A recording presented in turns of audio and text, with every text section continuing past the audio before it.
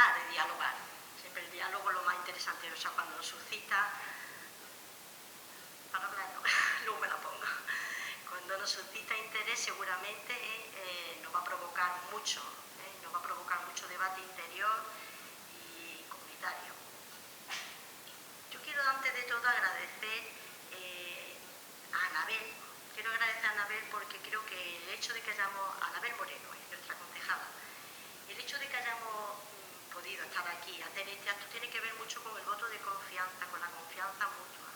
Creo que por fin estamos empezando a hacer actos, a poder tener charlas y espacios comunes donde todos colaboramos, donde todos proponemos y nos damos ese voto de confianza. Entonces lo hemos hecho entre todos, lo hemos hecho entre varias asociaciones, el Ayuntamiento de Conil, pero está basado en que confiamos a quien proponemos y cómo hacemos las cosas, así que le quiero agradecer.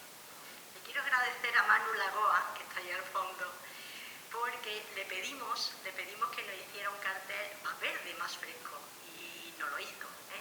Dentro del programa cultural, con sus colores de otoño, el cartel era precioso, pero a nosotros nos pareció que la palabra ecosofía nos sugería como algo fresco, algo verde, y le agradecemos, Manu, el diseño del cartel. A mí presentar a Lina me da pavor porque no sé nunca muy bien cómo empezar y dónde debo cortar. Porque si hablo de Lina y tu trayectoria, el problema que tengo es que la charla la doy yo, y esa no es la cuestión. La cuestión es disfrutar de Lina. Voy a ser muy breve, porque ya digo que si me pusiera, no terminaría nunca. Lina, para quien tenéis la suerte de conocerla, Lina Gavira, es sobre todo una mujer activista, es una mujer comprometida, pero yo creo que comprometida desde que nació, y que además su trayectoria personal, laboral y de compromiso social lo demuestra en cada paso de su carrera. Lina es profesora de Sociología de la Universidad de Sevilla. Ella es consultora de políticas sociales para organismos internacionales. Y desde su activismo y desde su compromiso social, acompaña, elabora, dirige varias publicaciones, muchísimas, que sería muy largo de comentar, publicaciones y proyectos que me encantan, que son de investigación y acción. No es solo investigación, sino investigación-acción.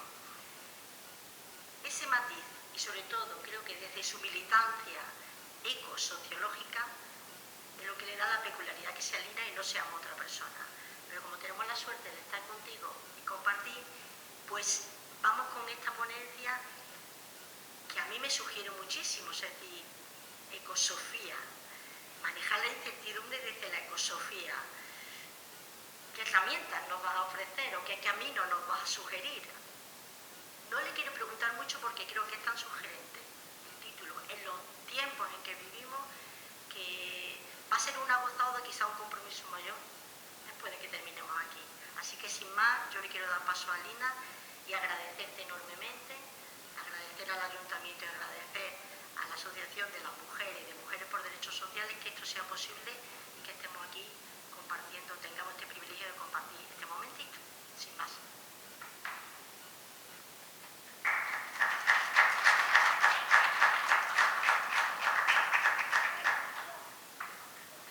Bueno, gracias sobre todo a Desiree por la presentación que ha hecho, que está claro que es que además es mi amiga. Y también al Ayuntamiento, cómo no, y a todas vosotras y vosotros por estar aquí hoy, una mañana tan estupenda, en vez de estar por la playa, venir a escuchar lo que yo me parece que os puedo contar.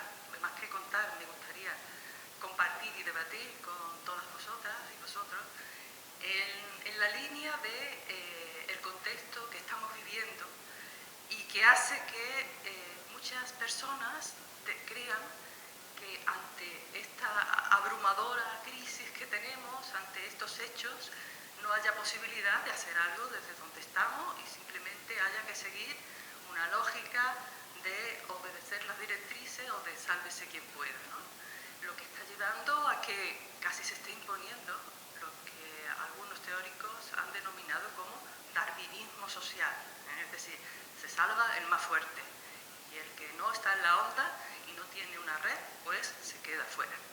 Bien, pues a mí me gustaría debatir compartir con todas vosotras y vosotros las nuevas propuestas que se están dando desde la propia ciencia y que hace que muchas de las formas de concebir que tenemos la realidad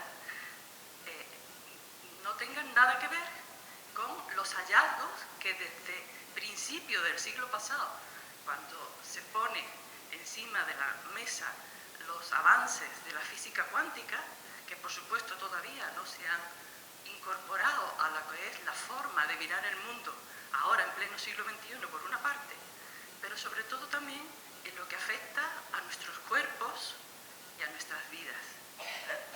Porque también en el campo de la biología y de la propia salud, cuando se incorpora esta nueva forma de entender la realidad, insisto, que no es New Age, no es una cosa de hippies, sino que es el resultado de la investigación científica con la metodología científica occidental, ni siquiera la oriental, aunque es verdad que para acercarse a esta nueva forma de entender el mundo se haya partido justamente del occidental.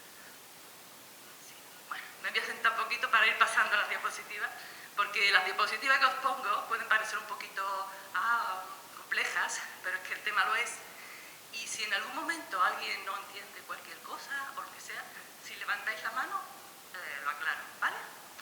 Entonces, fijaros, yo me parece muy importante, antes que nada, partir de qué es lo que entendemos como gestión, qué es lo que entendemos como crisis, qué entendemos por incertidumbre y qué entendemos por ecosofía. Porque si no nos ponemos de acuerdo en los términos, difícilmente luego vamos a entender cómo manejarlo, ¿vale? Entonces, a mí me parecía... No, no te preocupes, sí. Bueno, me parecía muy sugerente esta viñeta del roto, ¿no? Decía, estoy hecho un lío, no sé qué indecisión tomar. Porque es así como estamos la mayoría de la gente, sobre todo con toda esta nueva ola de globalismo en torno al discurso del COVID y sus consecuencias, ¿no?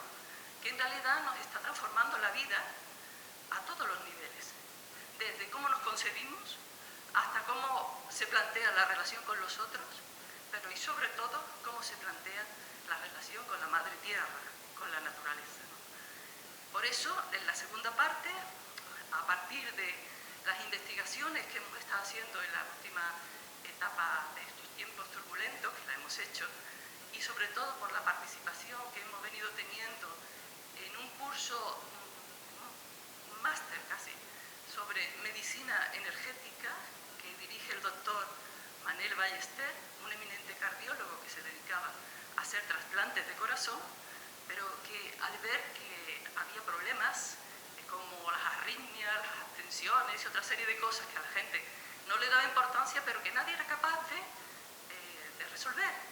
Entonces, él empezó a investigar en otra línea y actualmente es uno de los referentes que, por ejemplo, ha descubierto que nuestro cuerpo es, sobre todo, un sistema de información y que el corazón es una gran antena que, al contrario de lo que se ha venido creyendo, que encontraremos más despacito sobre esto, el corazón es la antena que nos conecta con el exterior, con el biocampo, y que da la información al cerebro, y a partir de ahí el cerebro da las órdenes a nuestro cuerpo. Pero que el corazón no es solo una bomba, no es una bomba de hecho. El corazón es un músculo que, si se abre, es un músculo que está enrollado en sí mismo. Es un corazón helicoidal. Él estuvo trabajando con otro médico de Valencia, que por fin lo han reconocido, pero fijaros, este descubrimiento de lo que es el corazón a nivel biofísico ni siquiera se está enseñando todavía en la Facultad de Medicina. Y esto es muy tremendo, porque lo que está ocurriendo es que la visión que tenemos sobre la realidad, la visión que tenemos sobre la vida y sobre nuestro cuerpo, está mucho más imbuida de una forma de ver el mundo que tenía que ver con el mecanismo, es decir, con la forma de entender la vida y el mundo que nació de la revolución industrial y de la ilustración, de la lógica de la razón instrumental, donde las personas tenían la capacidad de enfrentarse a la naturaleza y no tanto de los propios descubrimientos de esa misma ciencia, como digo, desde el principio del siglo pasado hasta ahora, que ponen en evidencia que, por ejemplo, nosotros somos algo más que materia, moléculas y genes, que la realidad es mucho más que lo que aparece como hecho manifiesto, que depende mucho cómo se mire la realidad, o depende mucho de cómo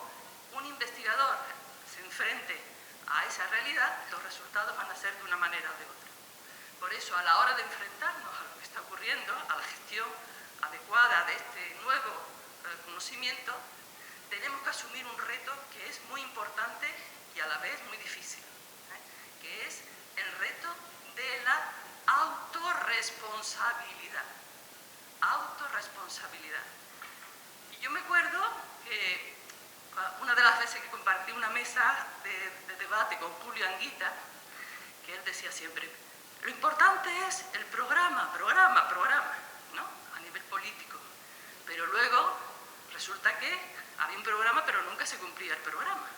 Entonces tuvimos un debate sobre eso, decía, pero Julio, al final una cosa es lo que la gente dice y con lo que la gente cree que puede ser un instrumento para la acción, un programa, por ejemplo, la planificación, y otra cosa luego es lo que pasa en la realidad.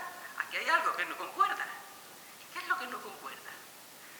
Pues fundamentalmente que se nos olvida que además de ser seres racionales, con una forma de inteligencia lógica, somos también seres deseantes y que tenemos un inconsciente y una carga detrás de cultura, de lo que se ha vivido en nuestra familia, del ambiente y lo que hemos aprendido a lo largo de nuestra vida, que hace que no siempre seamos coherentes a la hora de enfrentarnos con qué ocurre en la vida y en el mundo, ¿no? Bueno, con este preámbulo entonces vamos a entrar un poco más de lleno a...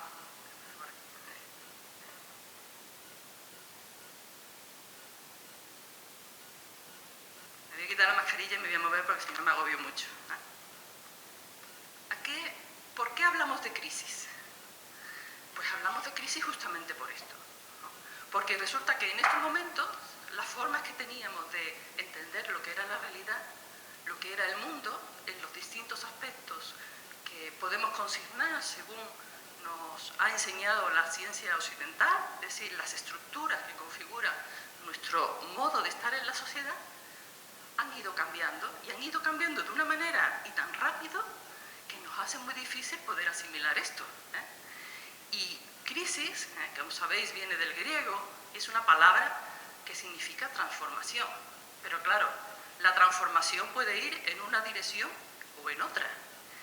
Y lo que estamos viendo es que hoy por hoy la crisis global que estamos viviendo, que se puede denominar por sus distintos aspectos, que no es ya una crisis solo económica, no es solo una crisis de salud, no es solo una crisis poblacional, sino que es una crisis civilizatoria. ¿Por qué? Porque el modo de civilización que nos hemos construido en Occidente, pero ya a nivel global también, resulta que nos está poniendo en cuestión nuestra propia supervivencia.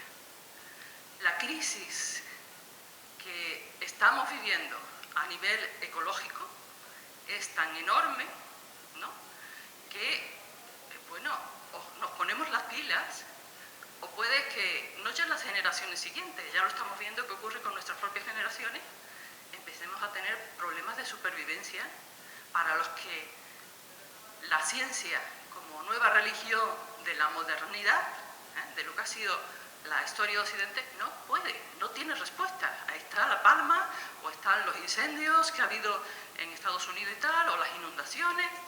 ¿Cómo se puede prever esto? ¿Cómo se puede prever esto? Pero la crisis también, como digo, es un espacio para la transformación en otra dirección, para cambiar de orientación hacia donde vamos, para cambiar el sentido de lo que hacemos. Y como decía antes, muchas veces cuando estamos en un pueblo, en casa, cada uno, ¿qué podemos hacer nosotros?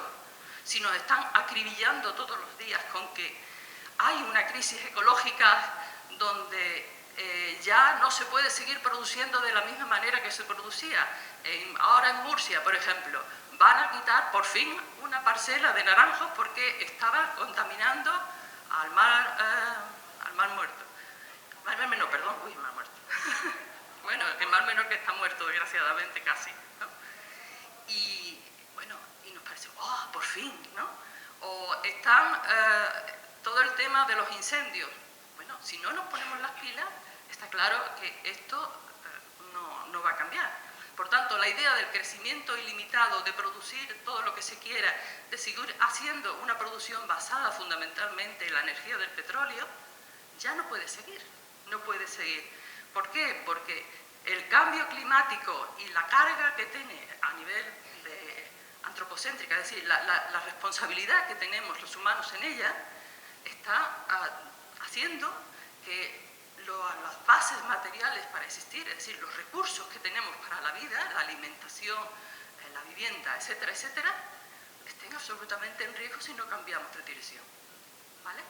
También estamos viviendo una enorme crisis económica que tiene que ver con el momento del capitalismo que estamos viviendo en esta llamada sociedad informacional, es decir, una sociedad en la que los procesos de digitalización están convirtiendo el mundo en un pequeño pueblo. Es decir, yo me puedo conectar ahora con Singapur en fracciones de segundo, ¿no? Entonces, esto hace creernos que el tema de las bases de la tierra para la producción no son tan importantes, pero fijaros lo que está ocurriendo ahora con el tema de la escasez de determinados materiales que son fundamentales para la producción de lo que se llama la nueva economía informacional, es decir, para la fabricación de coches eléctricos, etcétera, etcétera. Todo el tema de los nuevos materiales, no hay suficientes y no podemos seguir tampoco en la misma dirección. Pero es que esa posibilidad que nos daba el poder comunicarnos muy fácilmente a nivel económico con cualquier lugar de la Tierra, ha hecho también que el mercado del dinero,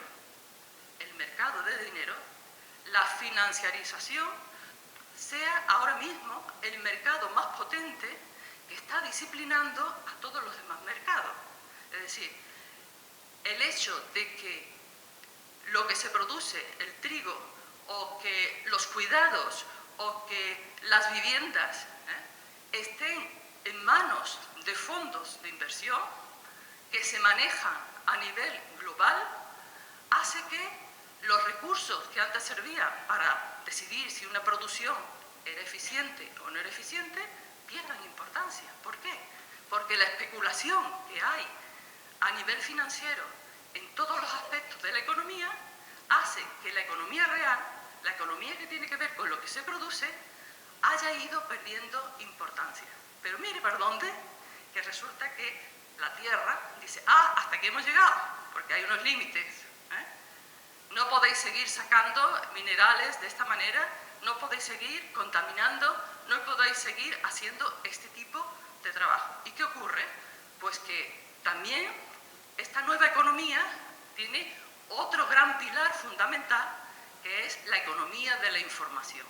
La economía de los grandes medios que a través de Internet y de todos los grandes conglomerados de comunicación, que cada vez son menos, ya son como 5 grandes grupos los que dominan todo el panorama de la comunicación mundial, están haciendo que la información que circula y que antes era o se denominaba como el cuarto poder, ahora sea el cuarto poder no de la sociedad, sino el cuarto poder de los grupos que son parte también del mercado financiero.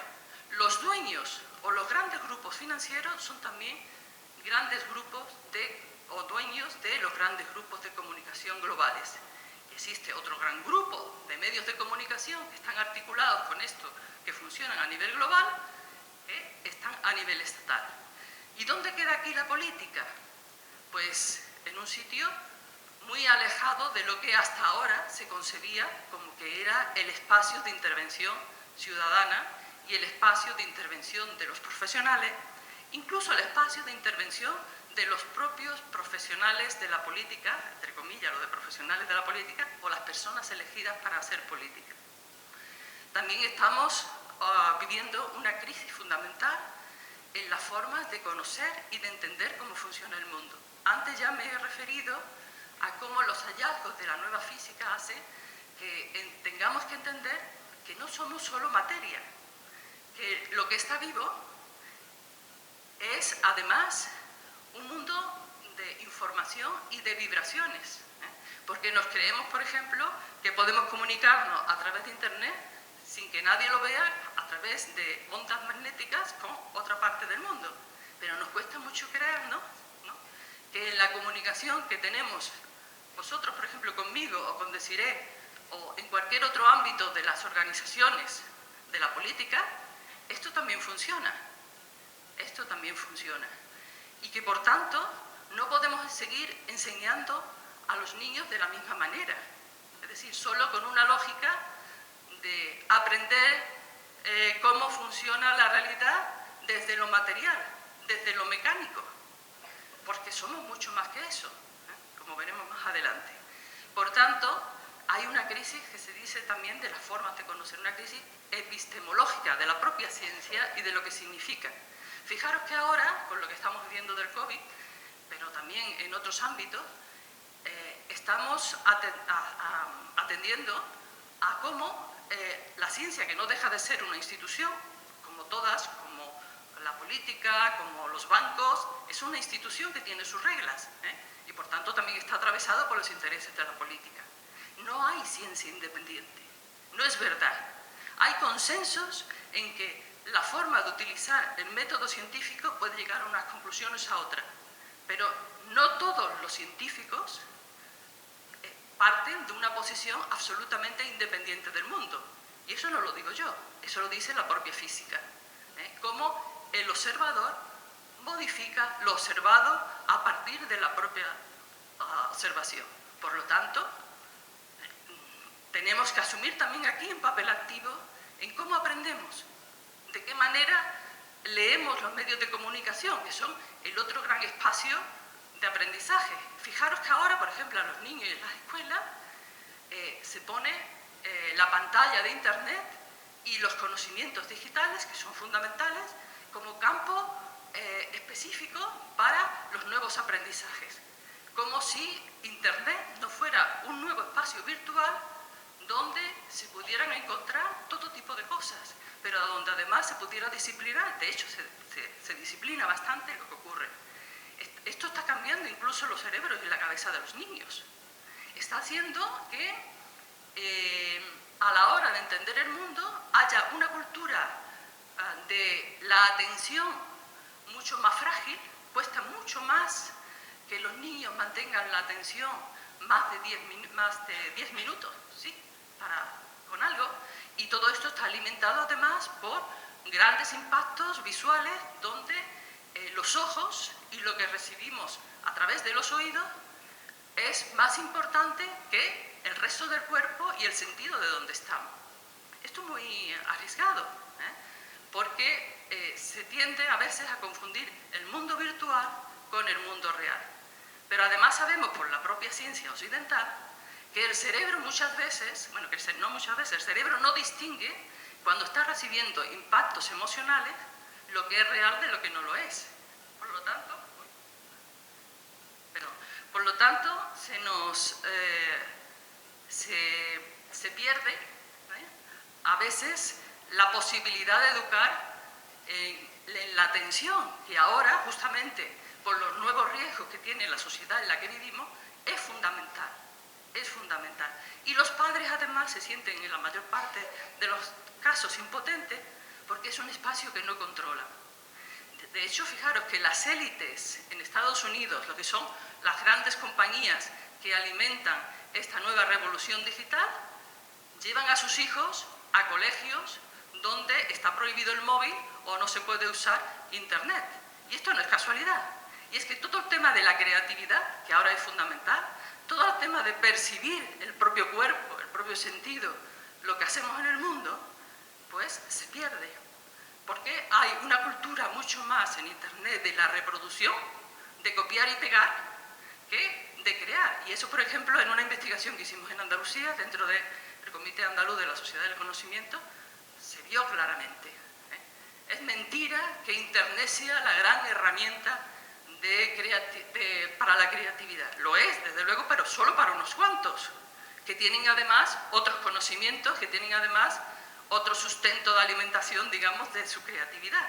Para la mayoría es un espacio para aprender a copiar, a pegar y a seguir a distintos grupos que, dependiendo de cuáles sean sus visiones del mundo, las distintas tribus, así van a mirar lo que dice fulanito o setanito. De ahí el éxito, por ejemplo, de los influencers o de todos los tipos nuevos de líderes virtuales que están disciplinando una nueva forma de ver el mundo y separando y dividiendo, sin que en paralelo se dé lo que ocurre en la vida real. Es decir, nosotros en la vida real tenemos que negociar cuando hablamos con otros. Si los niños salen a la calle a jugar y se pelean con los amigos, después tienen que aprender a reconciliarse. ¿Qué ocurre en Internet? Pues que con un clic se quedan fuera, ¿no? Entonces, esta falta de cultura de la negociación y además esta exposición exagerada a la violencia, porque en Internet cada vez hay más juegos y más estereotipos, lo que están es propiciando que la gente tenga una serie de iconografías de lo que es bueno y lo que es malo, de lo que significa ser héroe y no lo es, que no tiene nada que ver con lo que era antes. Bueno, me estoy parando mucho. También hay una crisis del patriarcado y de los modelos de cuidado. Antes la familia dominante era la familia patriarcal, pero ahora, heterosexual además, ahora encontramos muchas formas de vincularse con el erotismo, la sexualidad, muchas nuevas formas de familia, donde los hijos pueden tener, puede haber una familia o hijos que tienen distintos padres y conviven con distintos grupos familiares, y también en paralelo el papel de la mujer, afortunadamente, ha ido cambiando de manera importante. De hecho, ha sido, en el caso de la sociedad occidental, uno de los motores más importantes de cambio que ha habido. Es decir, el plantear que las mujeres no somos solo sujetos para los cuidados o para trabajar de una manera subordinada, sino que hay una estrategia de emancipación donde por fin salen a la luz todas las cuestiones que tienen que ver con la violencia de género, etcétera, etcétera. Pero el tema de los cuidados queda ahora en una situación muy precaria y las mujeres al final, de una manera o de otra, seguimos estando ahí. Pero no solo eso, sino que cada vez más, si veis, en la medida en que se va retrayendo lo público, los cuidados se privatizan. Hay que contratar a terceras personas. Y normalmente se contratan a terceras personas que tienen menos poder adquisitivo, normalmente inmigrantes, que asumen ese papel que las mujeres más ricas no asumen. O, por el contrario, son fondos de inversión. Fijaros que ahora, con la crisis que ha habido en España de los grandes grupos de residencias, bueno, la mayoría eran residencias que estaban gestionadas por fondos de inversión, por intereses privados, donde la lógica del beneficio estaba por encima de cualquier otra cosa. Esto, por lo tanto, es también un gran problema. La cuestión de la crisis del Estado social, que está llevando a que el Estado cada vez se ocupe menos de los problemas colectivos y entre más a regular cuestiones que tienen que ver con lo privado, con lo subjetivo. Por ejemplo, todo el tema del debate que ha habido últimamente sobre la ley trans en relación al feminismo, que además ha propiciado una división del propio movimiento feminista, etc. Bueno, no me voy a alargar más por ahí porque cada uno de estos puntos daría lugar a una conferencia, entonces voy más rapidita, ¿vale? Por último, todo esto lleva también a una crisis institucional, es decir, ya no tenemos fe en las instituciones. Resulta que en la escuela los niños les gusta más, bueno, y en la universidad no digamos, se fían más de lo que dice Internet que lo que puede decir un profesor. Mantener la atención en clase cada vez es más difícil, porque la credibilidad del profesor se tiene que estar poniendo a prueba en cada momento. Para colmo, los padres asumen una actitud protectora hacia el hijo que no siempre se coordina con los propios profesores, de un cierto complejo de culpa, porque tienen que estar interviniendo en el mercado y muchas veces no tienen tiempo de ocuparse de los hijos, que lleva a una permisividad y además de intentar que el hijo no sufra, y a veces entiende que el aprendizaje puede conllevar una forma de sufrimiento si hay una disciplina, ¿no? Y hay una crisis también a este nivel. La educación está en crisis, pero también el modelo de salud. No voy a contar lo que está ocurriendo con el proceso de privatizaciones. En España, que era uno de los pocos lugares donde el sistema público de salud funcionaba, se está desmantelando, y la locura es que la gente y las clases medias, que están cada vez más empobrecidas, donde los trabajadores pobres además están adquiriendo cada vez un mayor espacio, ante la crisis de los cuidados, opten por comprar un sistema de mutua que suele ser más caro y más ineficiente que el propio sistema público de salud. Esto también daría, bueno, y aquí está, deciré que sabe mucho más que yo de esto, para un gran debate, ¿no? Pero la cuestión es que estamos ahí.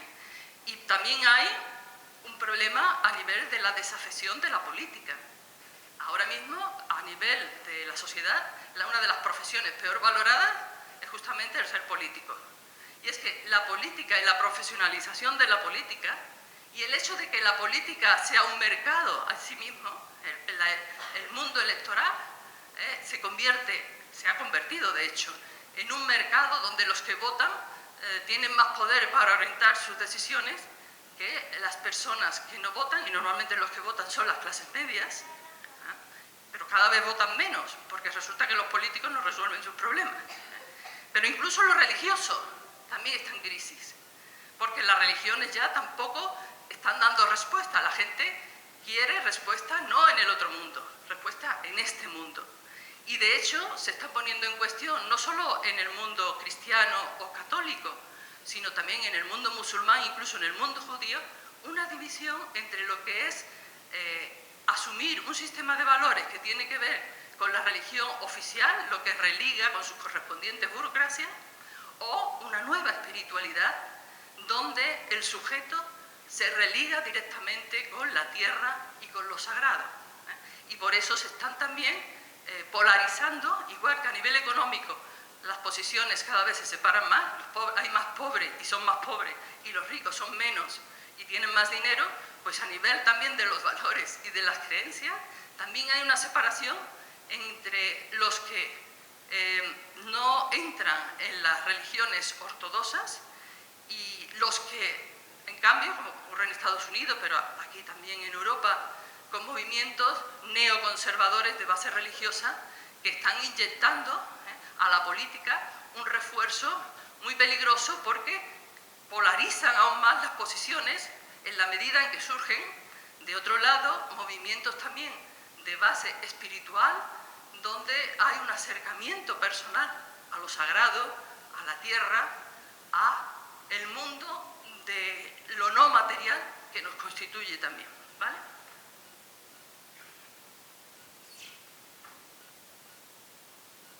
Bien, entonces, como dice el Roto, lo desconocido da miedo y lo conocido no digamos, ¿no? ¿Qué vamos a hacer? ¿Cómo nos vamos a enfrentar a todo esto?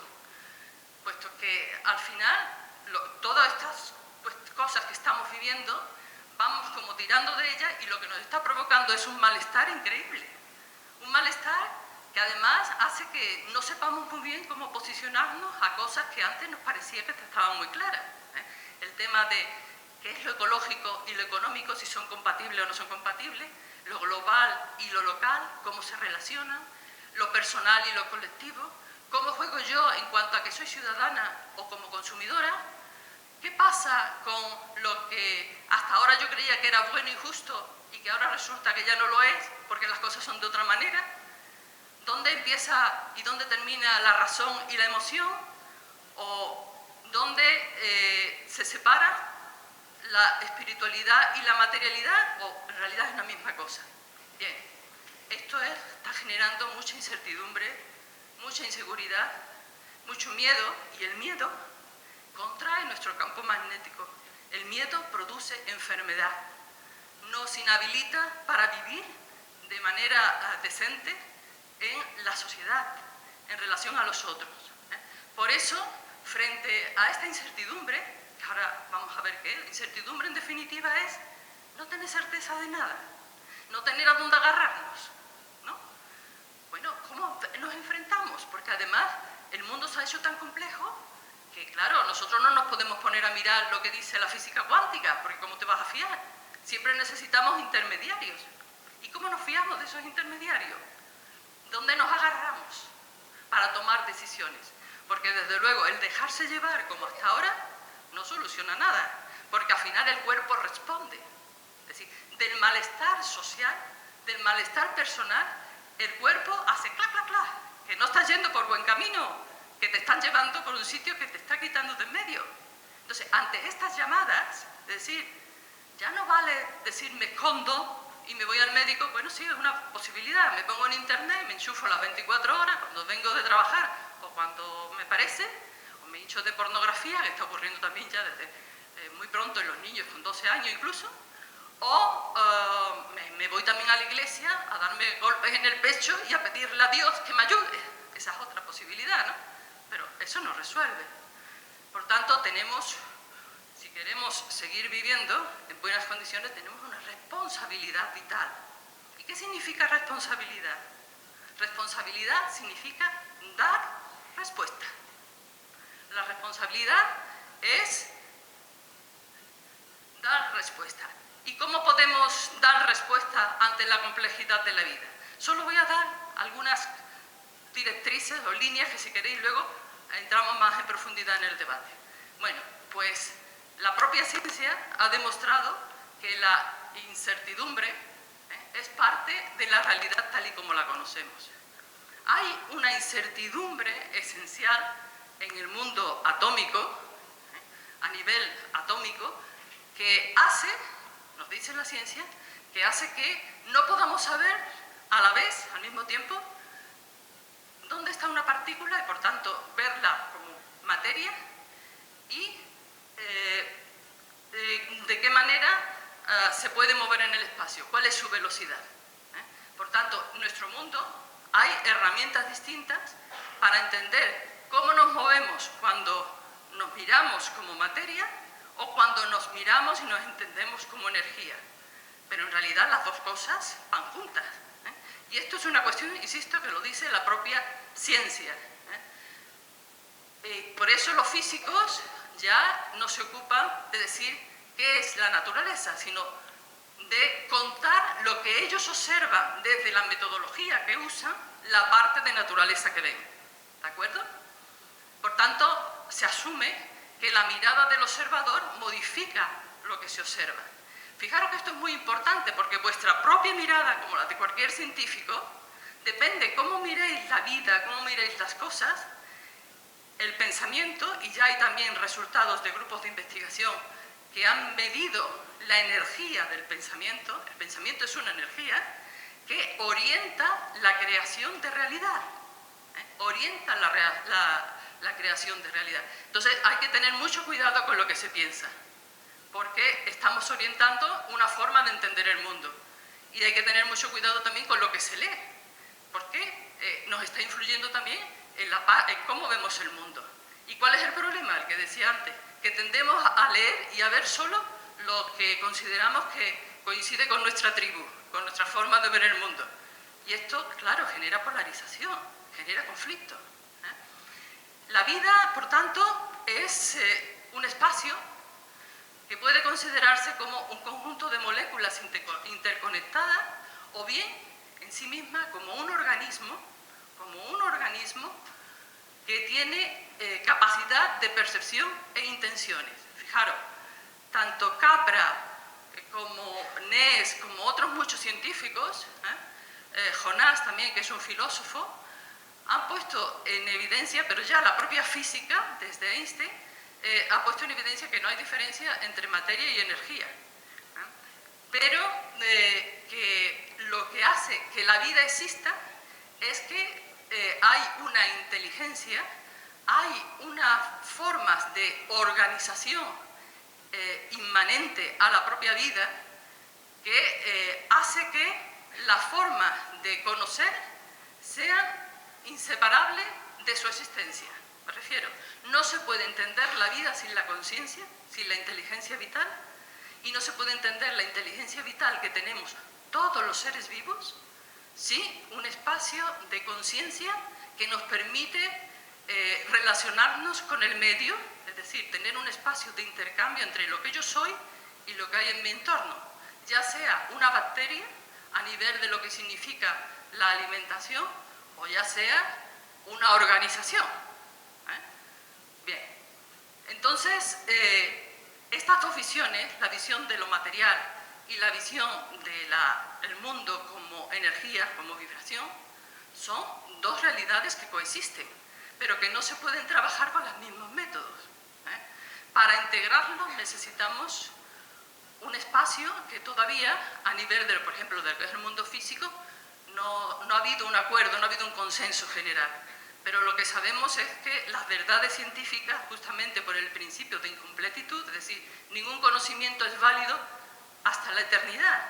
Es válido hasta que se descubre otro conocimiento que invalida el anterior, ¿no?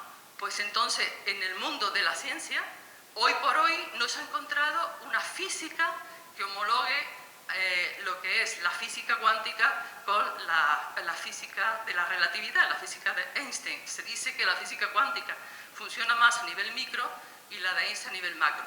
Aunque empiezan a darse ya evidencias muy claras de cómo los principios del entrelazamiento de partículas que hace que dos partículas que se encuentran en un momento dado después se separan y la noción del tiempo y espacio no les afecte y ese vínculo permanezca. Por ejemplo, ha habido evolución de determinadas especies animales que se han dado en Inglaterra y que luego la misma evolución se han dado en la otra parte del planeta sin que haya habido contacto entre ese tipo de animales.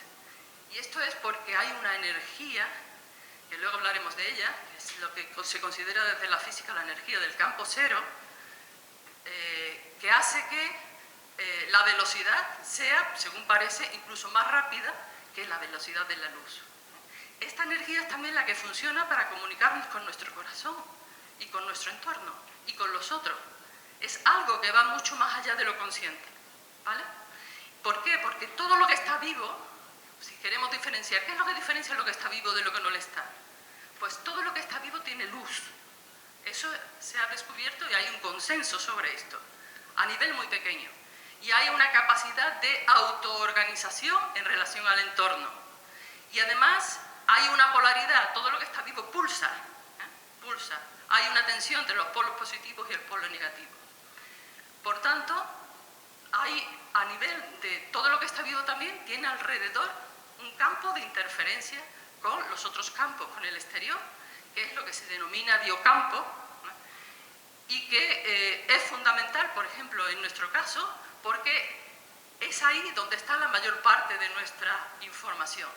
En determinadas culturas espirituales se habla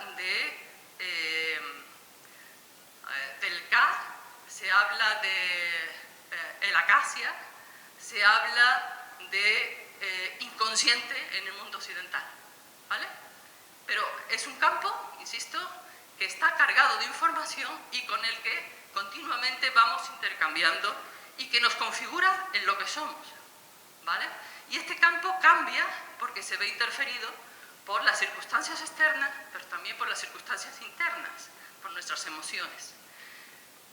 Bueno, hay una inteligencia, por tanto, vital, que es subyacente a los demás tipos de inteligencia que en nuestras sociedades occidentales se han considerado.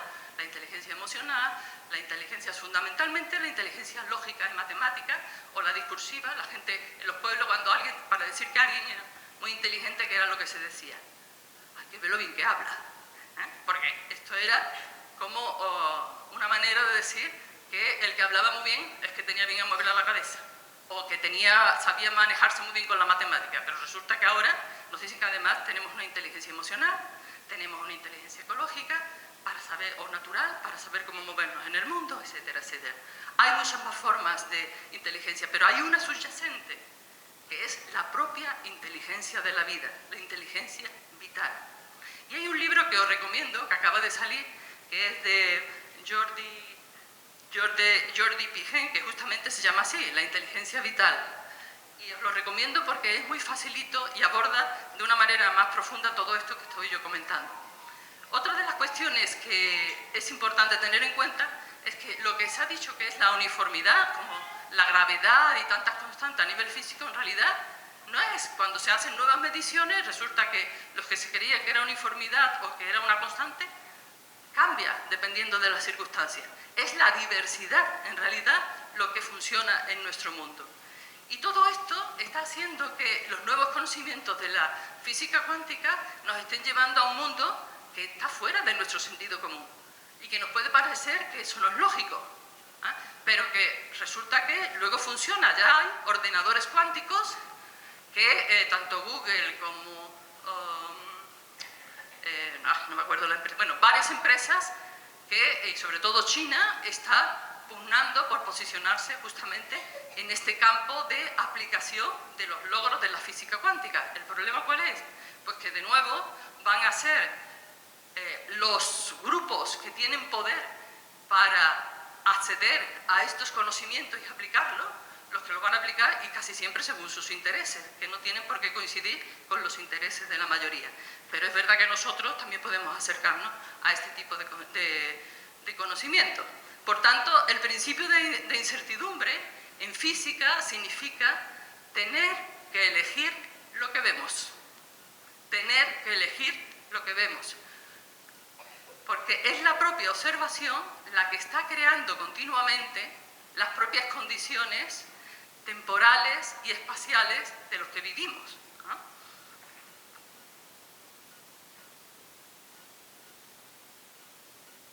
Por tanto, como digo, la incertidumbre es parte de la vida y es imposible controlar la inteligencia de la vida o de la naturaleza. El principio de indeterminación y el principio de precaución, por lo tanto, para las sociedades humanas, nos impone una serie de límites. Y esto requiere una nueva conciencia a nivel personal y a nivel colectivo. Y además requiere nuevas herramientas para gestionar el mundo, para conocer y gestionar la realidad, para ir más allá del miedo. ¿De acuerdo? Necesitamos, por lo tanto, ser sujetos de nuestra propia vida, dejar nuestro personaje, lo que nos parece que somos, para intentar conectar con nuestro interior, con lo que realmente somos. Y no solo a nivel emocional, sino también a nivel social. Somos mujeres o somos hombres. Pertenecemos a una clase alta, a una clase baja, a una clase media. Y ojo que a la hora de identificarnos con las clases, la gente suele todas identificarse con las clases medias, pero cuando mira los niveles de renta o los niveles de acceso a lo material, resulta que no lo son.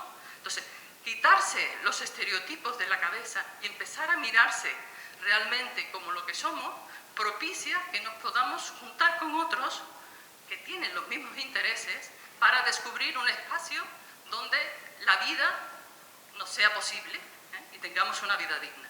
Por tanto, ser sujetos con responsabilidad, con capacidad de dar respuesta a nivel personal, yo, conmigo, y por supuesto entrar en lo que me da miedo de mí, a nivel de mi interior, porque todo este mundo está hecho para captar la atención hacia afuera y no hacia adentro. Este es el problema, y para que no se piense, pero sobre todo con el yo profundo que va más allá del pensamiento. Luego avanzaremos más esto. A nivel social en que los grupos con los que yo me junto, con mi familia, con mi trabajo, con mis amigos, con el deporte, a nivel de la televisión, qué emisora veo, o a nivel de comercio, en qué comercio compro. ¿De acuerdo? Lo social implica a lo que es relacionado con los otros, pero también a nivel ecológico, es decir, cómo es mi relación con la naturaleza, con la mía propia, con la tierra, en la ciudad donde vivo, cómo compro, cómo me relaciono con la energía, cómo me relaciono con los otros seres vivos, etc. ¿Bien? Por lo tanto, cuando hablamos de responsabilidad, el problema es que no hay una única respuesta, porque como hemos dicho, la diversidad, la variedad de situaciones es la característica fundamental del mundo, no la uniformidad. Y por tanto, para entrar en coherencia personal, social y ecológica, hay que estar en armonía con esta inteligencia vital que también forma parte de nosotros. Nosotros no somos algo que estamos fuera para observar el mundo como se ha venido creyendo. Nosotros somos parte de la naturaleza, somos parte de la Tierra, somos parte de la conciencia global de este planeta. ¿De acuerdo?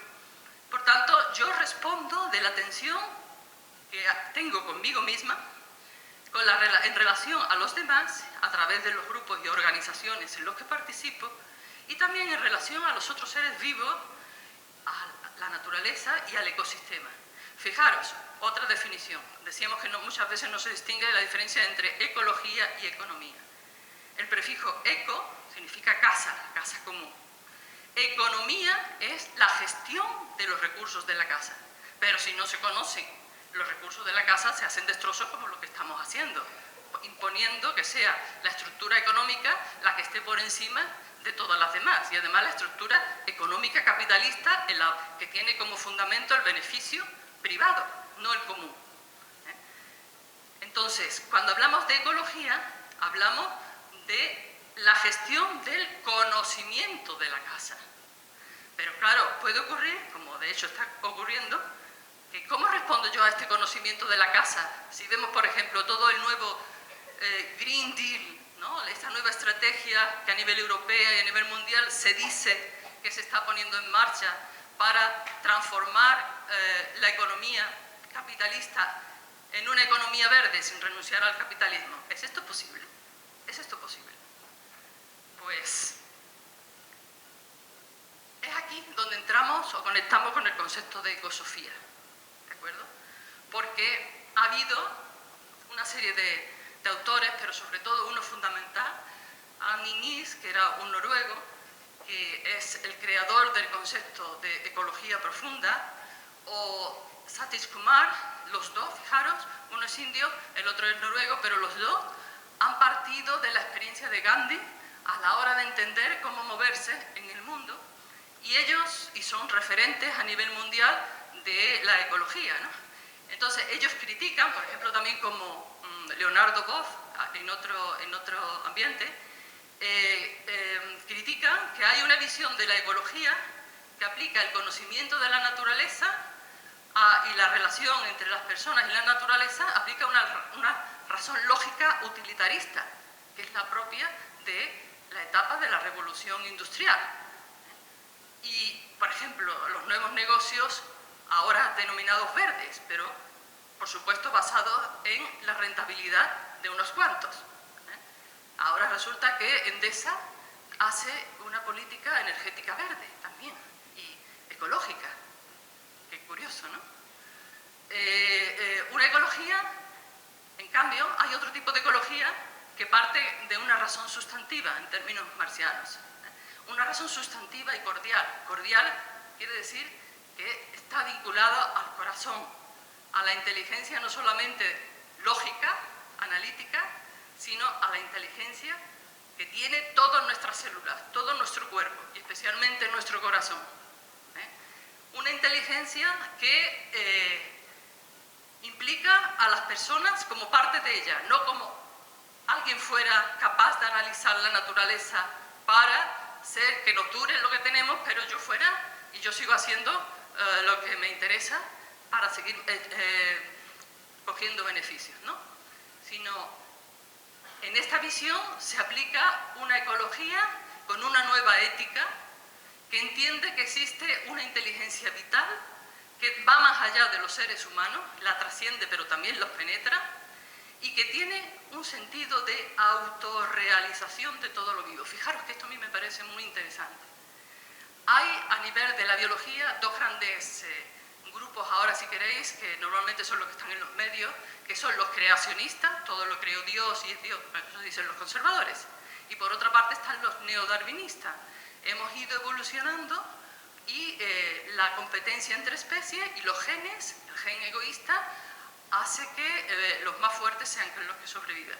Pues bueno, ahora hay otra serie de investigadores, sobre todo a partir de Margulis, pero también Jonás y otros, que señalan que esto no es así, que hay una tercera vía. y que resulta, como decía Ness, que todos los seres vivos en realidad tienen un sentido, tienen conciencia de estar vivos y un sentido de autorrealización. ¿Qué significa la autorrealización? La autorrealización es la intención de vivir plenamente y no en el otro mundo, ¿no? Porque esto lo hace desde un león hasta las personas. Todos tenemos en nuestro campo magnético, conectado con la inteligencia de la vida, un sentido de autorrealización, es decir, de vivir viviendo, de vivir a tope, que diríamos, pero no a tope desgastándose, sino de vivir en coherencia con lo que somos, en coherencia con lo que es el mundo en el que vivimos, ¿de acuerdo? Y esto hace que Satish Kumar, por ejemplo, hable de ecología reverencial, que implica a la propia conciencia de los seres vivos en el desarrollo de cada uno y de las sociedades en las que participa, abriéndose a esas sujeciones invisibles que todos tenemos a nivel del inconsciente, a nivel de lo social, a nivel de lo político, que nos limitan para ser de verdad no personajes que de éxito, sino para ser de verdad sujetos de nuestra propia vida y sujetos de cambio que favorezcan que podamos vivir mejor y que favorezcan que la vida del planeta sea mejor. Y por tanto, esto implica un compromiso con la propia vida. Hay gente, por ejemplo, en los sindicatos, en los movimientos sociales, que están tan involucrados en el movimiento que se olvidan de ellos mismos, que no se dejan ni un minuto para cuidarse. Entonces, eso tampoco es sostenible. Si no nos cuidamos a nosotros mismos, no podemos cuidar a los demás. Si no nos conectamos con el tiempo suficiente a lo que es esa inteligencia vital, somos fácilmente presas del miedo, presas del desasosiego, de la angustia, etc. Porque la incertidumbre, sobre todo, lo que da es angustia. ¿Bien? Así pues, cuando hablamos de ecosofía, estamos hablando de una perspectiva que está abierta a la incertidumbre, abierta al descubrimiento de la sabiduría de la vida que albergamos todos los seres vivos. Insisto, hay una inteligencia vital que alimenta el anhelo de autorrealización o plenitud, mucho más que el anhelo de competencia como objetivo de la evolución de las especies. Que está orientando, Campo está orientando una nueva forma de entender la ciencia basada en la biomímesis, la ciencia bio, que es la ciencia que observa la naturaleza para aprender de ella y está en coherencia con la naturaleza y no dominarla como hasta ahora hemos venido haciendo, creyéndonos que éramos dioses, ¿no? Y fijaros que ahora hay un discurso muy peligroso, que se habla de máquinas inteligentes, que se habla de que a nivel de la biología nos pueden trasplantar cualquier cosa, a nivel del cuerpo se están haciendo auténticas barbaridades. Ya hay gente en Noruega que se ha implantado chip en la cabeza para de esa forma dar órdenes directamente sin tener en cuenta cómo ese chip está perturbando su propio campo magnético y hasta qué punto no está orientando su libertad o los grados de libertad, porque nadie tiene una libertad absoluta, todos tenemos diferentes grados de libertad, ¿no? Por tanto, ojo con todo el tema de la inteligencia artificial y de las amenazas que se nos dicen, porque una máquina nunca puede ser inteligente por mucho que se le ponga este adjetivo, porque la inteligencia, tal y como la estamos entendiendo, es la capacidad de autoorganización y de respuesta creativa. Una máquina puede jugar con posibilidades a partir de un algoritmo que previamente le han incluido, pero no puede ir más allá de las reglas de juego que previamente le han instalado. Y siempre se recurre a cómo Kasparov, que era una gran inteligencia del ajedrez, se suponía, ¿no? Y le ganó una máquina. Pero claro, le ganó una máquina porque estaba jugando con el ajedrez con una regla fija. Ahí puede que las máquinas nos ganen. Pero en lo que es el saber estar en la vida plenamente, que es lo que da sentido a nuestra existencia, una máquina ahí no tiene nada que hacer. Una máquina ahí no tiene nada que hacer. Por tanto, estos descubrimientos científicos nos deberían hacer pensar cómo nos estamos planteando. Por ejemplo, en relación a lo que estamos diciendo, fijaros que, de una manera muy rápida, cuando hablamos de inteligencia, normalmente hablamos de la inteligencia consciente, lo que antes decía, ¿no? la inteligencia que tiene que ver con los cálculos o los discursos, o después las inteligencias múltiples que Goleman y otros han ido aportando, pero hay otra gran inteligencia que está a nivel inconsciente y que tiene que ver con lo emocional, con lo musical, con lo lingüístico, con lo lógico, matemático incluso, con las visualizaciones, con la naturaleza, con la sinestésica, etc. Por tanto, todas las criaturas vivientes intentan alcanzar la plenitud, dicen es. Nuestra propia plenitud requiere de la de los demás, porque no podemos ver a todas las criaturas vivientes como partes del mundo que compartimos si no lo sentimos, a su vez, antes hablábamos, como que están también en un espacio de fraternidad, porque comparten la misma energía vital, el mismo campo, punto cero, que dicen los físicos, y que, en definitiva, sin ellos tampoco nosotros podríamos existir. Por eso, por ejemplo, hay muchas propuestas posibles, pero de una manera sintética podríamos decir que en esta sociedad el cambio fundamental que se está observando del paso de esta visión materialista previo del mundo a esta nueva visión postmaterialista del mundo, Jordi Pigen plantea que hemos pasado de un énfasis en lo individual a un énfasis en las relaciones, en lo relacional. Lo importante es no la persona como individuo intercambiable, que era como se usa normalmente en el individualismo metodológico. Lo importante son las relaciones que mantenemos con los otros y qué tipo de relaciones mantenemos. Pasar de la visión de la selección natural a la coevolución y el compartir con otras especies para de esa manera ir propiciando el crecimiento y la autorrealización de todos. Del predominio de la competencia o de la competitividad al predominio de la cooperación y de la simbiogénesis, es decir, de lo que hemos señalado antes, de entender que somos interdependientes, tenemos una simbiosis, pensar solo en el intestino, ¿no?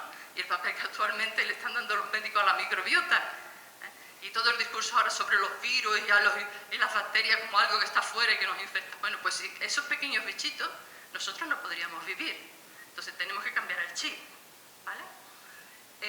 Pasar del azar, el ensayo y el error a proponer una actividad coordinada entre las distintas personas, las distintas organizaciones y fluida, donde cada quien con sus dones y talentos, todas y todos tenemos dones y talentos y una inteligencia especialmente dotada en una dirección, todas tenemos.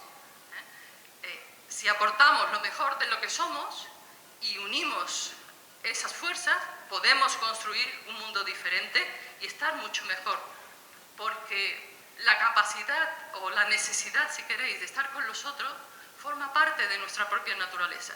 Hay investigaciones que dicen que la solidaridad, la empatía, cuando se ejercita a nivel energético, tiene el mismo resultado que una relación sexual o una buena comida que te da mucho placer. A nivel energético hablo, ¿no? Y eso se ha investigado.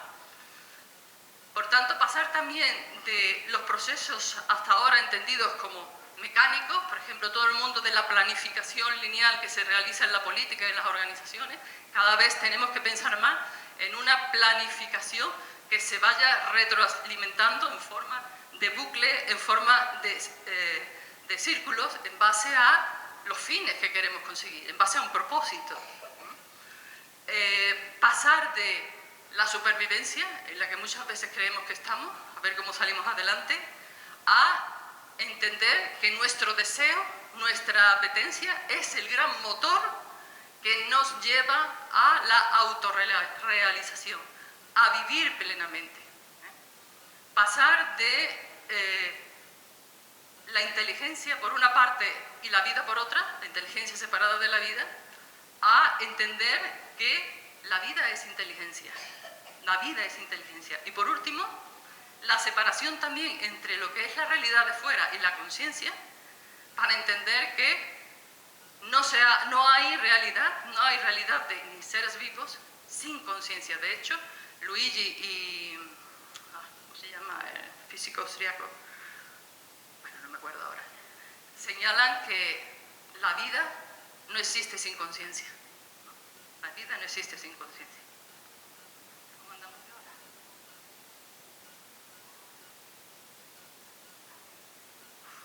Me he comido la mayor parte del tiempo, lo siento. Vamos a ver, muy rápidamente. Entonces, para gestionar la crisis desde la incertidumbre y la ecosofía, yendo más allá de esta intensificación del capitalismo que estamos viviendo a nivel de extensión geográfica y también de imposición a nuestras vidas, tenemos que entrar en un ámbito donde haya un espacio de coherencia personal, un espacio de coherencia social y un espacio de coherencia global y ecológica. Y no son cosas separadas, como hemos visto, ¿no? Bueno, pero voy a centrar ya para finalizar en la coherencia personal, porque es de donde partimos, ¿eh? Entonces, ¿qué es lo que somos? Ya lo hemos dicho, somos un cuerpo físico, mental y emocional en el que todas las células y órganos vibran y se autoorganizan, en lo que Maturana y Varela llamaban autopoiesis o autoorganización, en relación al exterior que viven, y que hay una serie a nivel de receptores, a nivel de nuestros cuerpos, que catalizan a nivel físico, es decir, no solo es una cuestión de creencia, esto tiene una dimensión física. Los neuropéptidos los tenemos en todo el cuerpo y catalizan toda la información que llega del exterior a través fundamentalmente de lo que son nuestros sistemas de información, que son los chakras, que utilizan tanto la medicina china como otras muchas tradiciones, pero ahora también en el mundo occidental cada vez más la nueva ciencia está reconociendo cómo el cuerpo tiene una serie de catalizadores que tienen que ver con la recepción de la comunicación del entorno. Si estos catalizadores o chakras están cerrados, tenemos problemas de salud, tenemos problemas emocionales, tenemos problemas para vivir. Por tanto, especialmente el corazón, como digo, es lo que nos permite conectar con el biocampo. ¿Y qué es el biocampo? Fijaros, el biocampo es esa nube que tenemos alrededor que nos permite hablar de nuestro cuerpo informacional. Nuestro cuerpo es un sistema de información también, que tiene materia y energía. Y es la suma de todas las ondas vibracionales que tienen todos los órganos del cuerpo, y es muy dependiente de las emociones y de las interacciones que tenemos con el interno. Fijaros, es en el biocampo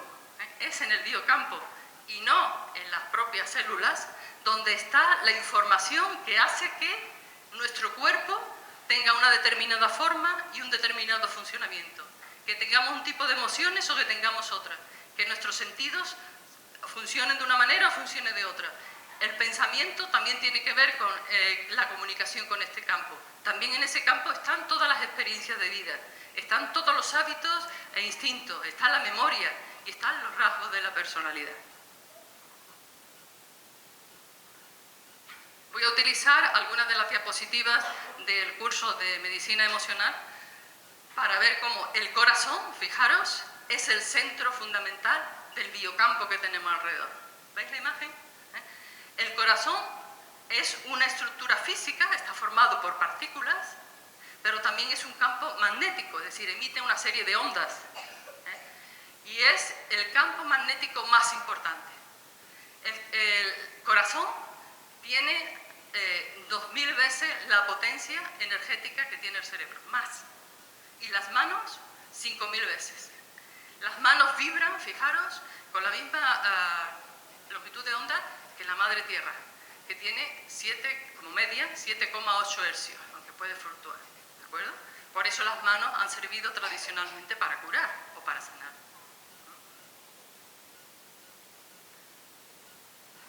¿Qué es lo que hace que nos desconectemos de nuestro biocampo y por tanto de lo que somos?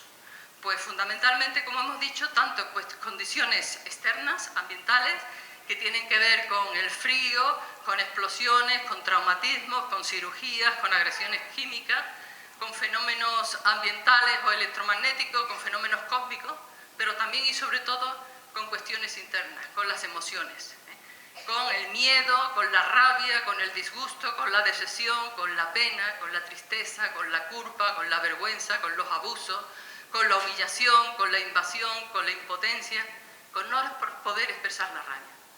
Cuando estamos con emociones negativas de este tipo o sufrimos un traumatismo de cualquier forma externo, nuestro campo biomagnético se encoge, se empequeñece. Por eso la gente dice, cuando tengo un susto se me encoge el corazón. Es verdad, el cuerpo se retrae. Y en la medida que se retrae, la fluidez del intercambio de información con esa energía vital, que es lo que nos sana, los médicos ayudan a rehabilitar esa fuerza interna que tenemos de autocuración también. Por eso es tan importante huir del miedo y huir de cualquier tipo de traumatismo que nos encojan el campo magnético. Cada acontecimiento vital tiene una incidencia en el biocampo y por tanto tiene una repercusión en nuestro cuerpo y en nuestra vida y en la desconexión con nuestro propio ser, con nuestro propio cuerpo. Y normalmente se manifiesta como rigidez, dolor y sobre todo desconexión del cuerpo. Fijaros, aquí tenéis un esquema de lo que son los chakras o estos centros de energía que van desde el primero, que tiene que ver con la supervivencia y que cuando no se está bien hay un sentido de pérdida de energía, de desarraigo, que genera muchos problemas. El segundo tiene que ver con las relaciones interpersonales, con los abusos. Por eso muchas mujeres ahora, bueno, no ahora, sobre todo en los últimos tiempos, tienen tantos problemas en el vientre, de miomas, etcétera, etcétera, ¿no? Porque todos los abusos que hemos sufrido las mujeres en esta vida, pero parece que también en otras, al final están en ese campo, en la memoria de ese campo, y además todos los problemas de invisibilización, de dolor, de rabia, acaban manifestándose en este chakra, no por casualidad. El tercer chakra tiene que ver con la autoestima y los problemas que generan tienen que ver con la impotencia y por tanto empiezan a haber problemas digestivos, etcétera, etcétera. Todo lo que tiene que ver con esta franja, con el hígado fundamentalmente y con la digestión.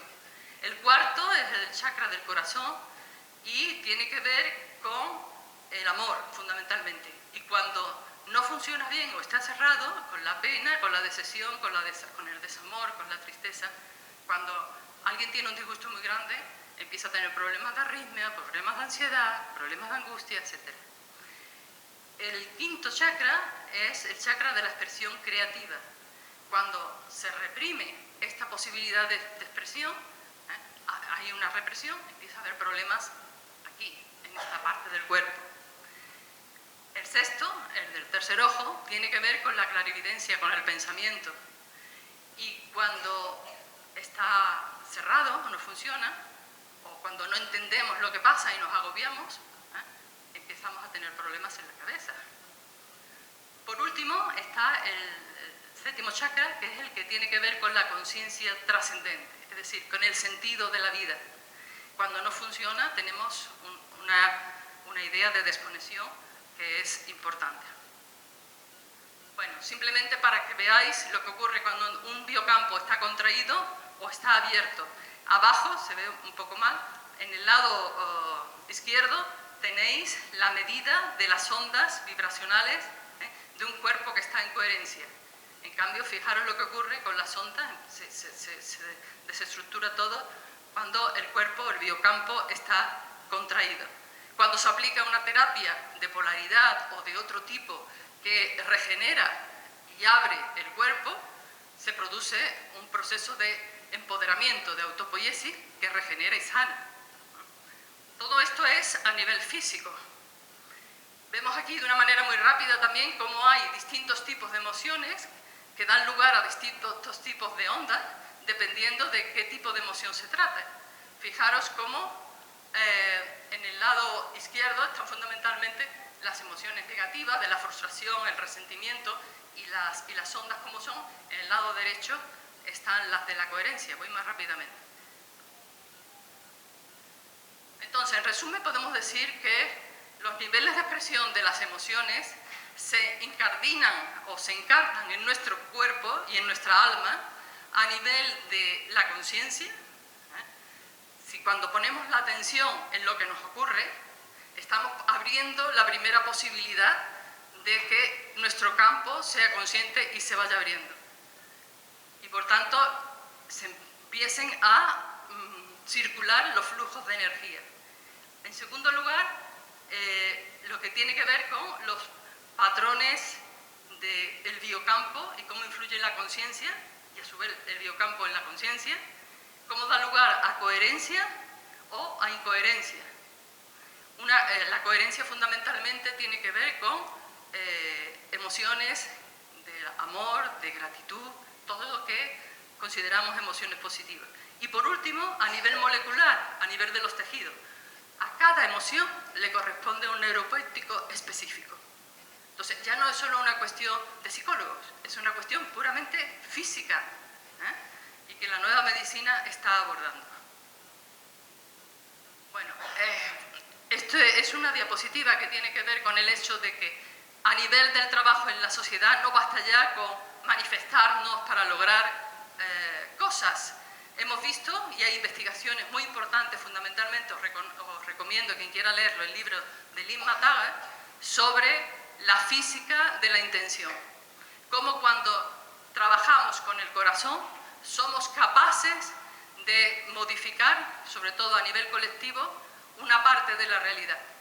Y por tanto, hay determinadas investigaciones, no me voy a poner ahora a describirlas porque no tenemos tiempo, cómo a partir de una minoría que sobrepase el 10%, que se plantee realizar un cambio, empieza a darse una concurrencia y ese cambio empieza a hacerse presente.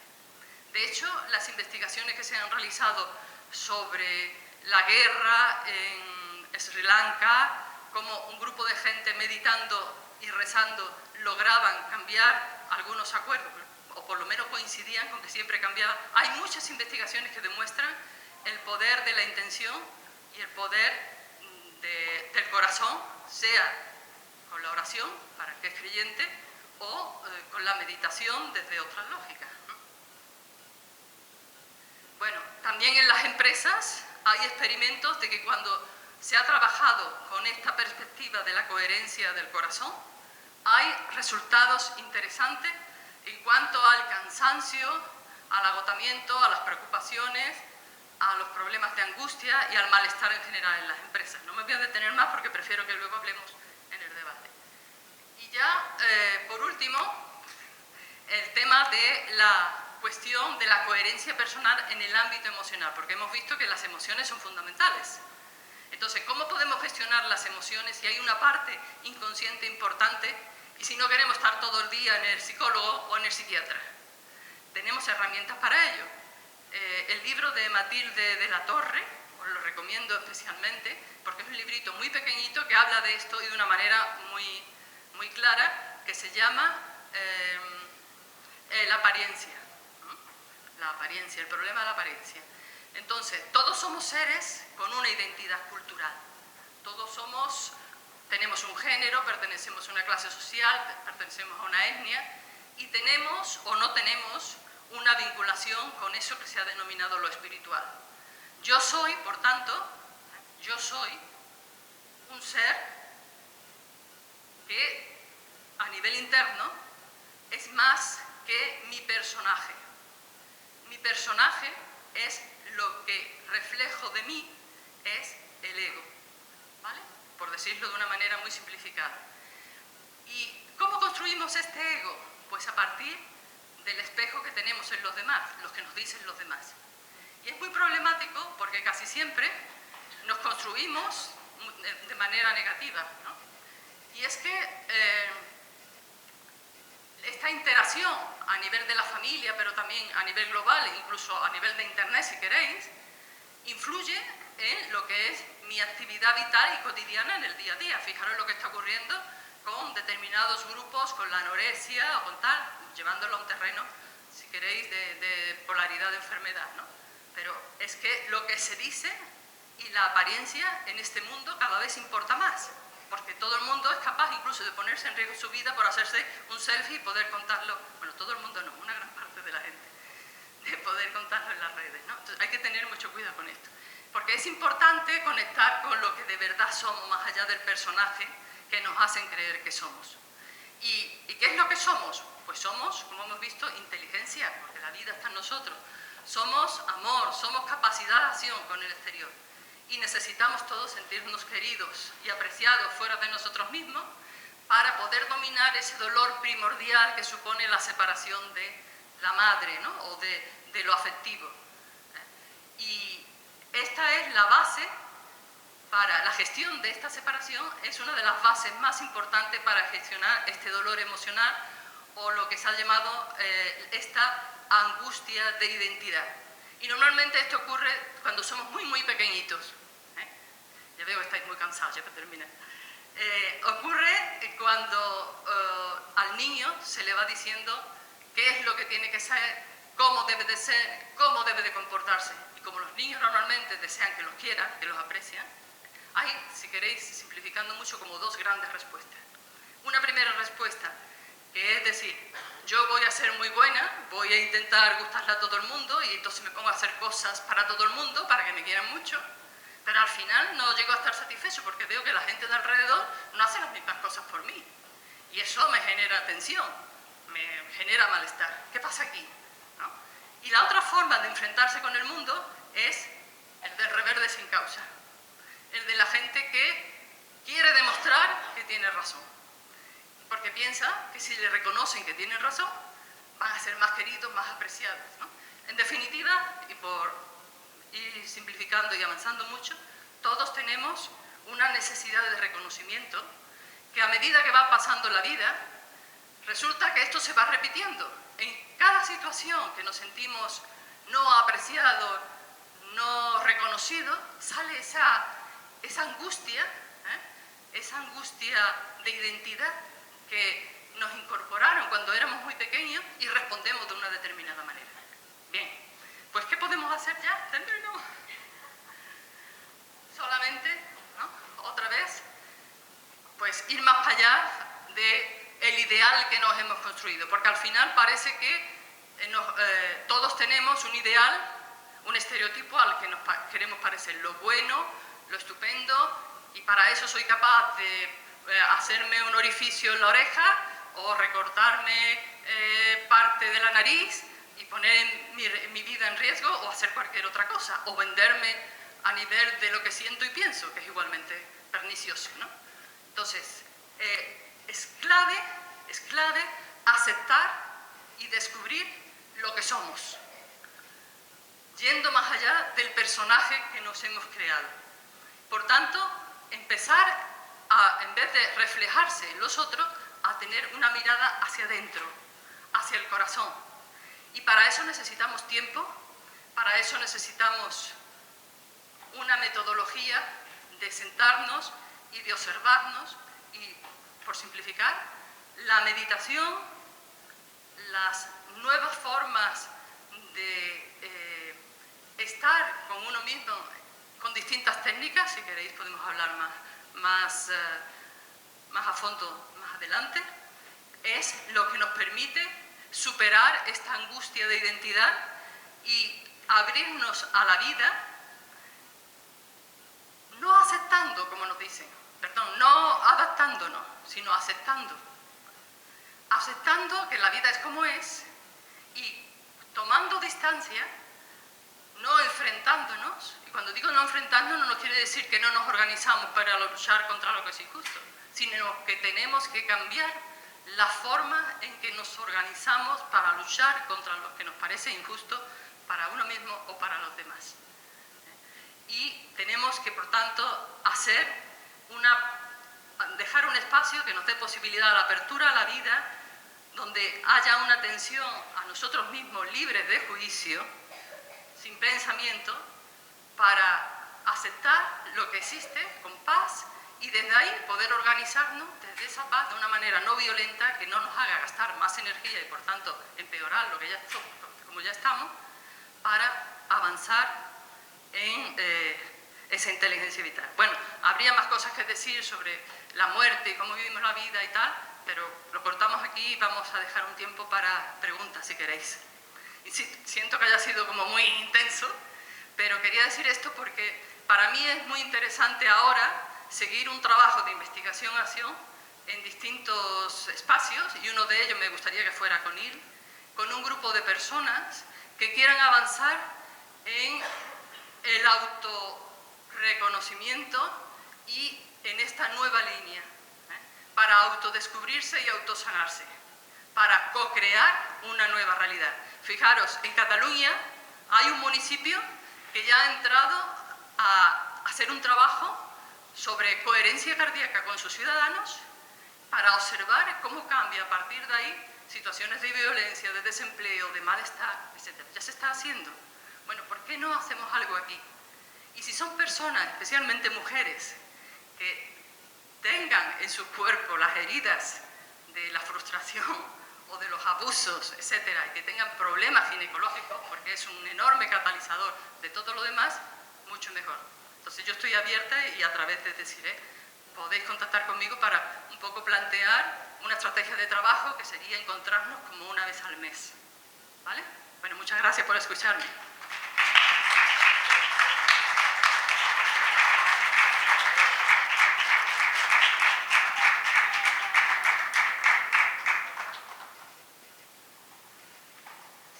¿Alguna pregunta? Efectivamente, eso iba a decir, no deja tan abrumado, que nos deja un poquito anonadados. Por cortesía, por tiempo, si os parece, vamos a estar aquí hasta las 2. Tenemos este espacio dentro de tantísima intensidad de transmisión de conocimiento y de información, algo que queramos comentar. Muchísimas gracias por ese interesante trabajo y el ofrecimiento de poder contactar contigo. Podemos seguir hablando con ella, pero creo que estamos un grupito ahora aquí, en estos 20 minutitos que nos restan, algo que queramos compartir, que puede ser una pregunta, una reflexión o algo, o una frase. Si os parece, creo que es el momento de aprovecharla ahora todo en conjunto, después seguiremos más.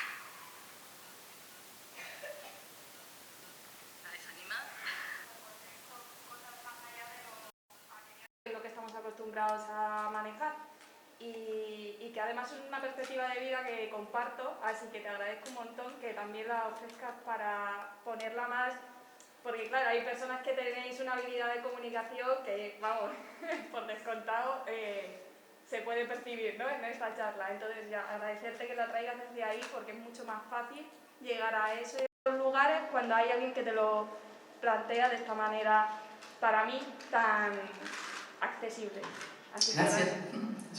A ver, otra pregunta allí detrás. No, quería hacerte una pregunta. Cuando Sí. has dicho lo de hay que cambiar la forma de organizarse, ¿a qué te referías? Porque nosotros nos organizamos en colectivos, ¿no? Sí. Entonces, ¿a qué te referías? ¿Esa forma de relacionarse? Esa forma de relacionarse es indispensable porque personalmente se pueden cambiar pocas cosas más allá de una misma. Pero lo que tenemos que cambiar es el cómo nos organizamos y cómo estamos desde nosotras mismas dentro de esa organización. Por ejemplo, yo tengo muchos amigos sindicalistas que se han dejado la vida luchando, peleando, tal, y están muy satisfechos a pesar de todo. Y además, si habla con sus compañeras, dice, bueno, está todo el tiempo muy bien luchando y tal, pero aquí conmigo es que no tienes tiempo ninguno, ¿no? Entonces se trata de partir del corazón otra vez más. No me ha dado mucho tiempo para entrar en toda la cuestión de la coherencia cardíaca. Es decir, hasta qué punto, cuando entramos en contacto con nuestro propio ser, se crea un espacio que primero nuestro campo se amplía, pero cuando estamos en grupo, también los de los otros se amplían. Y las sinergias que se generan es un campo mucho mayor, con mucho mayor potencialidad. Entonces, si además de eso aplicamos no solamente la acción, sino también la intención desde el corazón, todo este mundo nuevo de polarización que invita tanto a la violencia y que es tan fácil que nos saque de nuestras casillas, puede estar relativamente bajo control, porque no nos olvidemos que esto tampoco es fácil. Es decir, en un grupo siempre hay gente que tiene distintos dones, pero también distintas personalidades y distintas formas de gestionar los propios egos. Entonces, si no hay un espacio de trabajo común en ese ámbito, es muy difícil poder progresar. Fijaros, aquí hay una persona que lleva 30 años trabajando en este ámbito con nuevas herramientas, y además desde el corazón, es Rosalie Putzkin, que ella es coordinadora de una ecoaldea que está en Castiblanco de los Arroyos, que llevan viviendo juntos desde hace ya 36 años, ya hay como 3 generaciones. Y claro, ellos trabajan todos estos ámbitos, el económico, el social, el espiritual, pero lo hacen a partir de reconocerse como grupo. Entonces, por ejemplo, Rosalie, si quieres yo te doy la palabra también, porque ellos trabajan a nivel de la organización para evitar los conflictos mucho con los sueños, pero con los sueños no desde una perspectiva psiquiátrica o experta, sino mejor que os lo cuente Rosalie, ¿no? Que yo.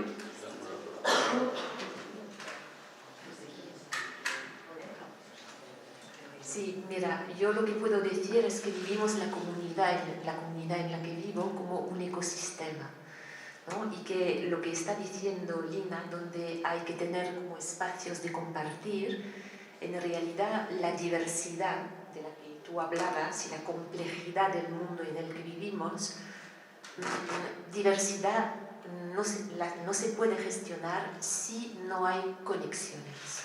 Las conexiones son hiper importantes y es cuando empieza realmente a vivir la diversidad y a percibirse o experimentarse como una riqueza en vez de una amenaza. Entonces, cuando nos juntamos, un grupo, no solamente en una comunidad, pero yo creo que son maneras de vivir que se tienen que implantar a un nivel muchísimo más amplio, se crean conexiones para conocerse, para empezar a ver el otro en su totalidad, no solamente lo que se percibe desde el exterior o desde una realidad consensuada, ¿no? Ver todo el ser, como decía Lina. Y, bueno, quizás también aprovecho que tengo el micrófono para decir algo sobre la incertidumbre. Hay una antropóloga americana que se llama Margaret Whitley, que a mí que me encanta y que, bueno, he leído bastante porque habla sobre los liderazgos y las comunidades, y entonces dice que las personas que son capaces de vivir en la incertidumbre o con incertidumbre son las que crean el futuro. Porque en realidad, desde el punto cuántico, como acabas de decirlo, cuando estás en la incertidumbre, estás como en un vacío. Se crea un vacío, pero desde el vacío se puede crear todo. Y entonces dejas un espacio para poder descargar lo nuevo que tiene que implantarse. Entonces la incertidumbre es realmente positiva cuando puedes sostenerla durante un tiempo para que el nuevo pueda venir. Y esta misma mujer dice también que cual sea el problema, más comunidad es la solución. Entonces hay que como ser como más conscientes de dónde estamos, bueno, estemos de nuestro ecosistema interior, como todo se relaciona dentro de nosotros, pero también cómo creamos ecosistemas fuera, porque la sociedad es que ya no hay ecosistemas, no hay conexiones entre los diferentes elementos. Bueno. Muchas gracias, Rosalie. Bien, ¿alguna preguntita más? Aprovechamos este espacio, que además está aquí Rosalie, puede contaros. Ella es experta en el análisis de los sueños dentro de la comunidad. Hicimos un libro, por si os interesa, que se llama Gestión de la vida, gestión de la cultura, donde hay diversos capítulos en los cuales participan distintas personas, entre ellas también de Portales, sobre diferentes aspectos a los que yo me he ido refiriendo, desde la danza, la música, hasta la gestión y la planificación económica. ¿Bien? Bueno, entonces, estáis ya muy cabena. Yo quería decir una cosa que me ha sorprendido un poco, porque yo he ido a la charla un poco como a ciegas, ¿no?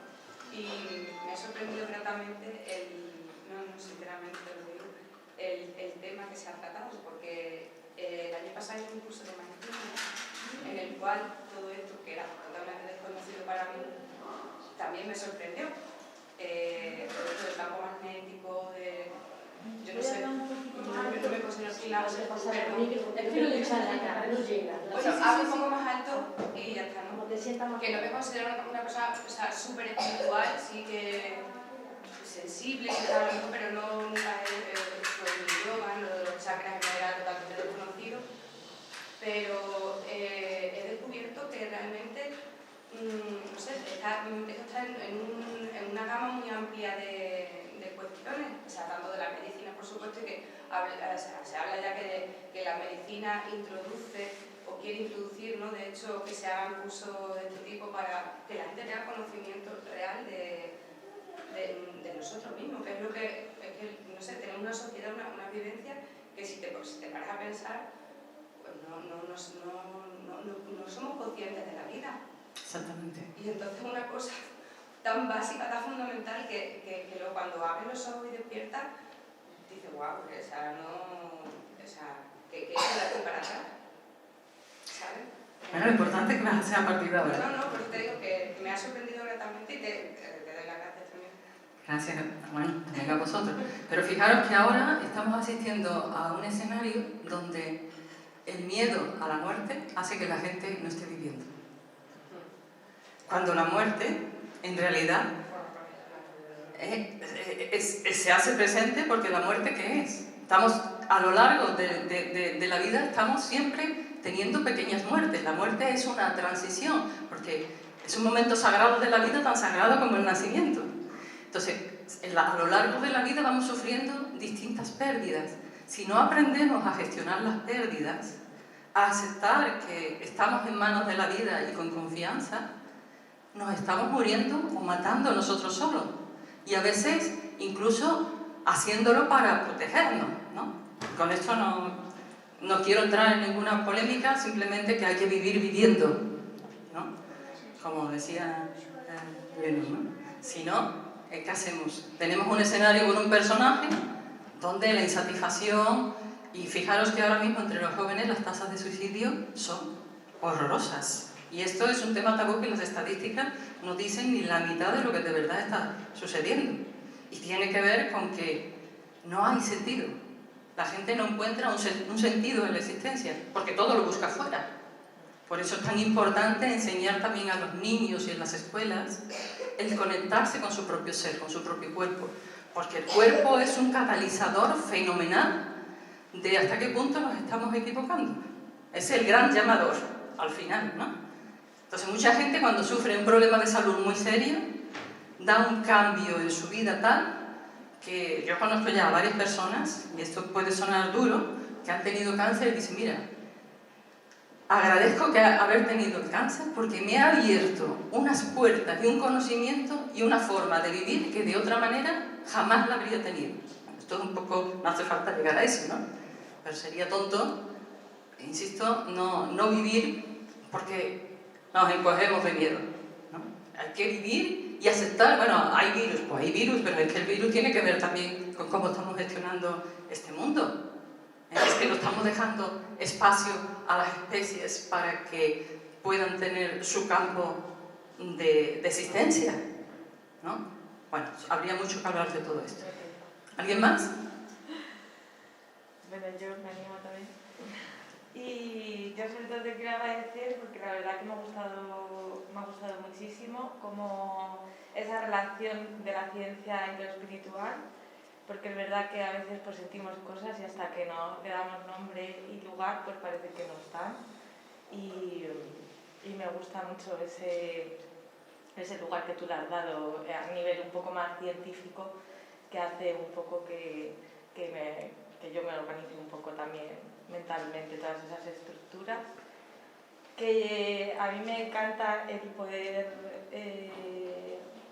ese sentido de la vida que estás diciendo, que creo que es muy importante que empecemos a mirarnos dentro, que creo que es un trabajo súper fuerte porque el ego que tenemos está muy establecido, como tú has dicho, los personajes que tenemos igual, ¿no? Y destruirlos es como, de repente estás ahí como perdido, ¿no? Y ahora, ¿quién soy entonces? Y no soy esa chica buena que me han dicho que soy, o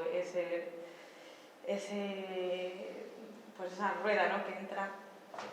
Y creo que cada vez más personas estamos en esa búsqueda, que como bien has dicho, tenemos que organizarnos de manera diferente para dar espacio a esa energía. Y bueno, yo no sé dónde me tengo que sentar para cuando vengas, pero a mí me encantaría... A través de vecinos. Apúntame ya. Y me encantaría, porque me da mucha curiosidad, porque si no he entendido así un poquillo, es como sería a través de, no sé bien si meditación o... No solo... sería hacer un recorrido de autoconocimiento desde el corazón y del entorno para generar un campo que sea sanador para nosotros y para el entorno. Claro, y a través de ahí construir un cambio, ¿no? Un cambio en una determinada dirección, que es la que vaya saliendo, ¿no? Como decíamos, no hay un campo prefijado. Pero una cosa muy importante, como hemos visto, esa separación que se hace de lo espiritual y lo material, en realidad no es. Claro. Porque somos las dos cosas. Entonces, eso de que te estás... esta se dedica al mundo espiritual, no tiene los pies en el suelo. Mire, no, perdone. Yo, porque tengo los pies en el suelo y estoy trabajando con lo material, sé la conexión que tiene a nivel de mi cuerpo con las emociones y con lo que hay en el entorno.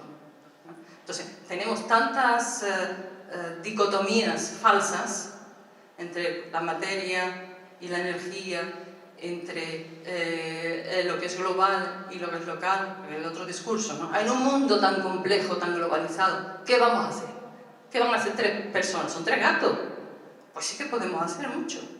Porque, como hemos visto, hay investigaciones que demuestran que a partir de un 10% se empieza a crear una masa crítica y a partir de ahí empieza a crecer o no crecer. Por eso es tan importante empezar a reconocernos, a integrarnos con la vida, para no estar fuera, no automarginarnos. Y muchas veces, por ejemplo, con los problemas ahora mismo que hay de pobreza, de empleo, etc., muchas veces a la hora de hacer política, yo que me he dedicado muchos años a esto, además como en instituciones europeas, la mayor parte de las políticas de integración se hacen desde lo que falta, pero no desde lo que se tiene.